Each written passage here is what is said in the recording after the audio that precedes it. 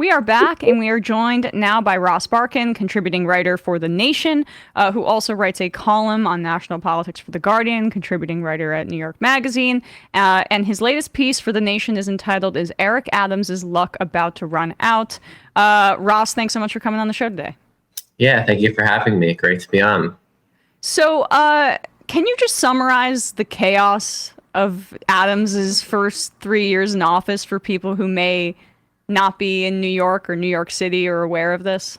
Yeah, lots to summarize. So first, you have the current federal investigations. There are four. They all concern different matters. One, which forced the police commissioner to resign, related to his twin brother running a consulting firm of some sort that was advising restaurants and nightclubs on how to deal with the NYPD if they had fines or complaints or things like that, and the firm was taking a fee. And in return, the twin brother of the police commissioner would say he would, take care of things. So there's no indictments from any of these, but it sort of seems like a classic quid pro quo. There's another investigation related to Eric Adams' possible ties to the Turkish government, which is a very odd one, and taking money in his 2021 campaign from and then appearing in some random Turkish film as well, taking multiple trips to Turkey. Yes, he goes to Turkey. Yes, he's taken trips to Turkey. There's another investigation related to his ties to China, which is also strange, and then yet another one tied to the one of his close allies, this guy Tim Pearson, who also has his own firm that seems to be engaging in some really dubious behavior with city contracts. So I would say the overall theme is incompetence and petty corruption. I would specify no indictments have come yet. Adams himself, it's not clear if he will be indicted, if he's a target. No sitting mayor of New York City has ever been indicted, but there's a first time for everything. What I would say is, even beyond the corruption cloud, which is very thick and the thickest I've seen around a mayor in my lifetime, and other mayors, including Bill de Blasio, have faced investigations, nothing came of them. Beyond the thick corruption clouds, there's this general inability to get things done, a real incompetence and slowness to the government that really began under Adams, because in my view, he doesn't take governing very seriously. He has a lot of patronage hires in his government. It's a bit like the old line Tammany Hall, but without the delivery side of things. This isn't a political machine that is getting people public goods, but also stealing. This is more potential stealing, potential quid pro quo, appearances of corruption, and incompetency, and little in the way of delivery. So there's a real fatigue among a lot of New Yorkers with Eric Adams. And I do think he is going to have a hard time winning a second term. And that is rare. Most New York City mayors win their second term. That is rare, but within the state of New York, Bradley, could we put up this tear sheet of, Democrats are not doing well. I mean, this is broadening the conversation to the presidential election, but people are wondering why, because the previous kind of rule of thumb is that Democrats have to be winning the popular vote or up by 3 points for them to have a chance in the Electoral College. But most polls have her kind of tied nationally with Trump. And you can draw a line to Kathy Hochul and New York Democrats in big blue states. So you could just see that Kathy Hochul is 20 points underwater in New York State. And that's going to take away from Harris's national vote totals, it seems to me, because in these blue states, specifically New York, though, Democrats are cratering in popularity, and it affected the House races in 2022, and it's going to affect the House races in 2024 as well. And it's just, Ross, if you could just talk a little bit about even his relationship with Hochul as well, and how Democrats have sprinted towards this tough on crime thing, while all the while there's all this corruption going on. And I mean, the consulting firm where the twin is paying for advice on how to deal with the NYPD. It's just like a formalized version of cops going and shaking down business owners to protect their business, was happening all the time in New York in the 70s and 80s and things like that.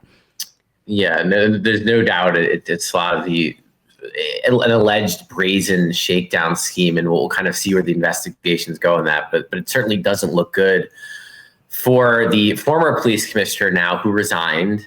So perhaps he may fear an indictment soon. We shall see. Speaking to the Democratic picture, I think a few things are interesting. A Siena poll just came out that showed Harris, I think, at what was she at? Like 50, she was 50 something percent over Trump, maybe like plus 12 points, something like that. I have to double check. It was better than what Biden was running in the spring, but it's way behind what Biden actually did in 2020, where he broke 60% in New York. So it's really interesting that Kamala Harris, even with all the joy and all the excitement and Brett Summer, is still not running at 60% in New York State. So that's really interesting. That could bode poorly for the down ballot. We'll see. My sense is that the House Democratic candidates will probably perform better than 2022. 2022 was a remarkably bad cycle for Democrats in New York. You had concerns about high crime really permeating the races. Hochul ran a very bad campaign for governor, almost lost to Lee Zeldin, a Trump Republican, and that really damaged the candidates down the ticket. She actually has been very involved in Democratic politics since then, building up the state Democratic Party, which was non-existent and was cannibalized by Andrew Cuomo. I think to her credit, she's really tried to make it a functioning political organization, and is the first governor to really do that, certainly in modern times. At the same time, she's not popular. She's not a good politician. Neither. There is this interesting power vacuum in New York where you have a mayor who is quite, at least has the appearances of corruption. And you could argue, looking at his decades of government, is corrupt. He has had corruption allegations swirl around him since he was a state senator. Eric Adams is extremely unpopular. He actually has a good relationship with the governor, which is also interesting. One of the few politicians who still really takes his calls and deals with him is the governor. Most other locally are against or indifferent to Adams at this point. So he's struggling, and she's struggling too. She certainly has been poor at courting, moderates and even conservatives, though she herself has campaigned as a moderate, campaigned as someone who's been weakening the bail, weakening bail reform laws and really trying to tack to the center as much as possible. Hasn't really paid dividends with the moderates. At the same time, the left dislikes her, though she's less an enemy of the left than Cuomo was, but certainly she's not a friend of the progressive left. So she's caught in this funny ground where Republicans hate her, moderates are skeptical, the left dislikes her. That's how you get a really bad favorability rating. She's not corrupt, unlike Adams. She's not had any allegation of corruption kind of swirling around her. There's no investigation into her. Remember Andrew Cuomo, before all the sexual harassment stuff, his top aide, Joe Percoco, was indicted. So Hochul has kept it clean, but it is a strange era we're in right now, where the top Democrats in New York, the mayor and the governor, are not terribly popular. And they're the ones who are in people's faces the most. I would say Chuck Schumer certainly is maybe the most famous, but he's really a DC creature. Certainly he comes around New York, but really when locals are thinking about their government, they're thinking about the mayor and they're thinking about the governor. And that's kind of where their ire is aimed at right now. And in terms of also his relationship with the NYPD, could you talk a little bit about that? Because obviously there was a shooting on the subway recently.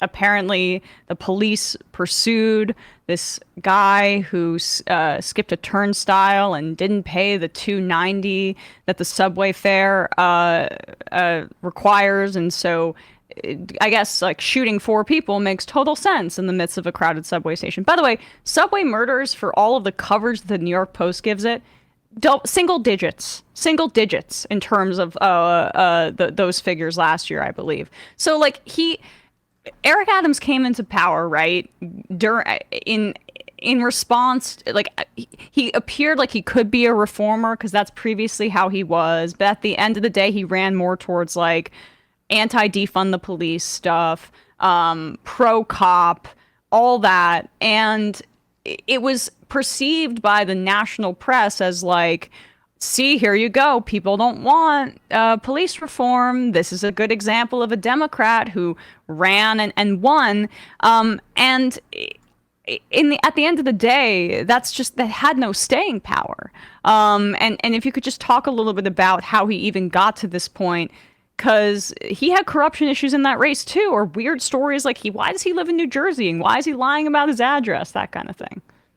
So the 2020 and 2021 mayoral primary was a very interesting one. It was the first ever ranked choice voting primary. So a voter could choose up to 5 candidates in the race and actually rank them, which had never happened before. It was held in the middle of the pandemic. So it was only a year after tens of thousands of people were killed by COVID in New York City.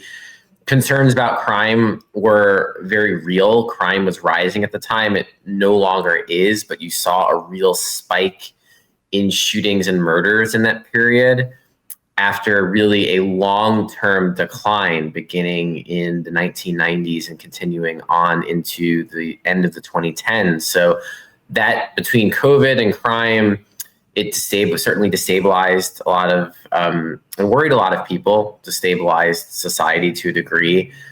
Eric Adams, though he had a very checkered state Senate career and a borough presidency that also had its fair share of scandal, never really rose to the level of major headlines. He was never indicted or anything like that. He really was the right fit for that race, in that it was a race that turned on law and order and law enforcement experience, and he had it as a former police captain. He was also and is a product of the Black working class in New York City.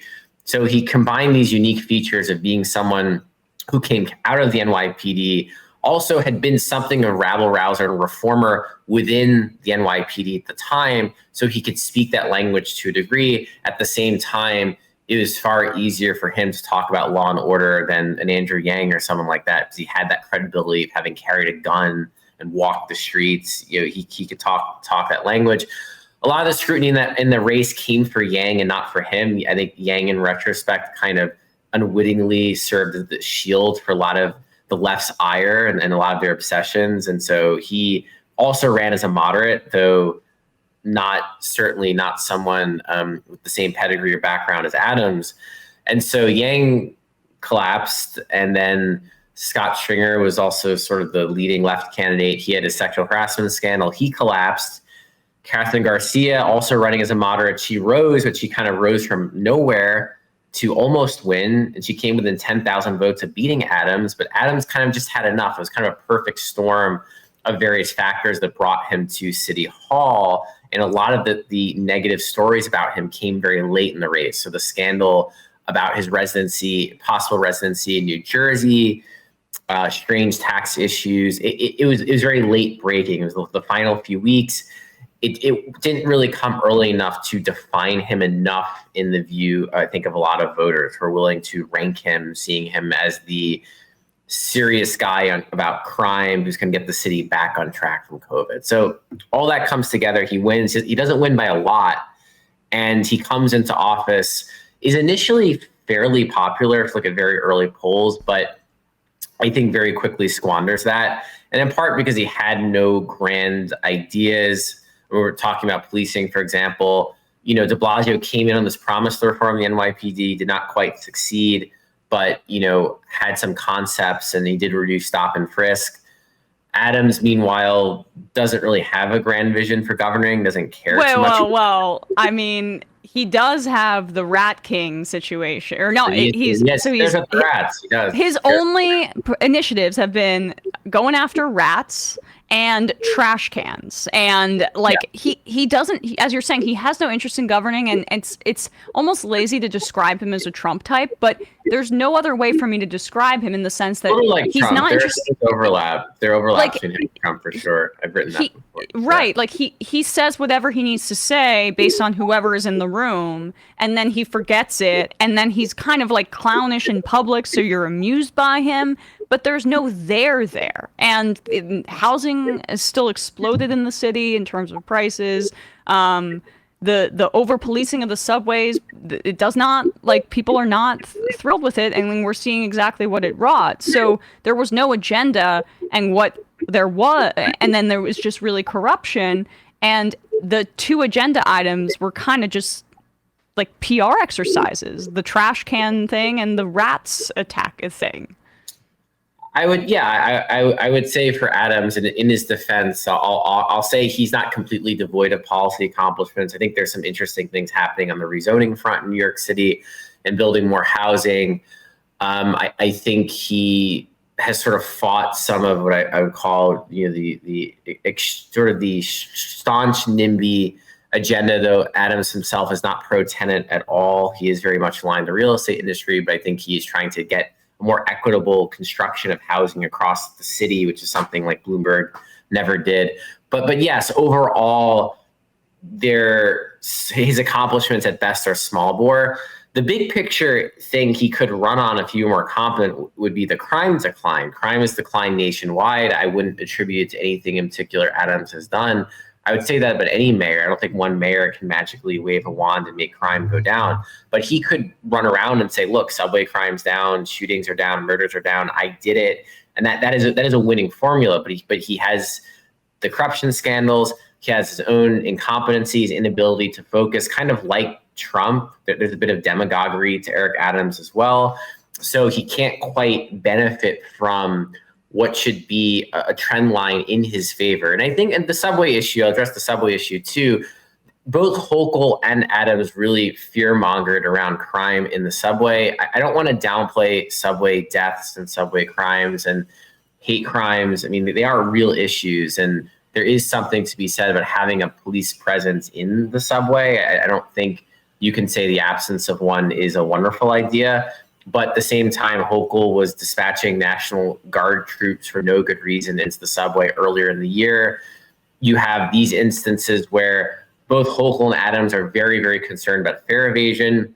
Yes, fare evasion is an issue. At the same time, it's the sort of thing, if the MTA was better at spending money and more competent, they would put in new gates and sort of better ways to prevent people from jumping turnstiles, as they have in Europe or Asia. If you go to other metro systems, it is hard to actually evade the fare. Well, those improvements were supposed to be paid for by the congestion pricing thing that Hochul torpedoed. So, and then of course, congestion pricing, which Hochul put on pause and might come back. And it was one of those maneuvers that was in theory popular statewide, but hasn't added to her popularity, though I think Hakeem Jeffries might feel it's going to help the House Democratic candidates running in the suburbs of New York City. We'll see. But just putting aside the politics of it, pausing congestion pricing was a terrible policy decision because, yes, as you said, it was going to fund a lot of capital improvements that now are on hold. And there are a lot of upgrades that the subway system desperately needs that congestion pricing is going to pay for. Perhaps it still will in the near future. We're going to see. But as of now, it is sort of like financial chaos for the MTA, this big black hole, and they don't quite know how they will fill it. So you've got a lot of factors here, right? And so you get to this incident, this terrible incident with a cop chasing a mentally ill guy, it appears, who didn't pay the fare, which it shouldn't be something you get shot at for. And I think there's sort of a few factors, right, coming into this. One is the number of mentally ill on the streets of New York City and the lack of services for them, the lack of housing for them, the lack of facilities for them, the lack of mental health facilities, hospitals. This is not Adams' fault necessarily, but certainly this is not the administration to go in and try to fix it. They don't have the wherewithal to do it.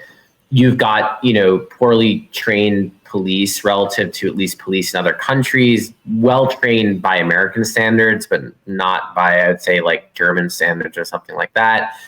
These police tend to be young. They tend to be inexperienced. They give them a gun and then they set them loose. And so you get, really crazy incidents like these where someone is opening fire in a subway station. So it's very tragic. It's sort of one more, I think, strike against the Adams NYPD.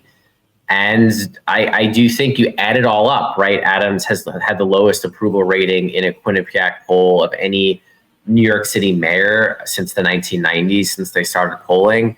You bring it all together, and you see a mayor who is really endangered. Unlike Trump, who's kind of survived all this scandal and built this cult within the Republican Party, Eric Adams has no cult within the Democratic Party. He's got a base, he's got a working class base, but he's not popular enough necessarily to just power through all of this. And I do think if indictments come in these various scandals, if people close to him are indicted, if his ex-police commissioner gets indicted, he is in deep, deep trouble politically, even if he never ends up in prison or anything like that. Ross Barkan, contributing writer for The Nation. The piece is entitled, "Is Eric Adams' Luck About to Run Out?" Thanks so much for coming on the show today, Ross. Really appreciate it. Thank you for having me. Hey, folks, don't forget to hit the subscribe button and check out our daily show. We do it every day at 12 p.m. Eastern for about 2.5 hours. We even take phone calls. You should check that out.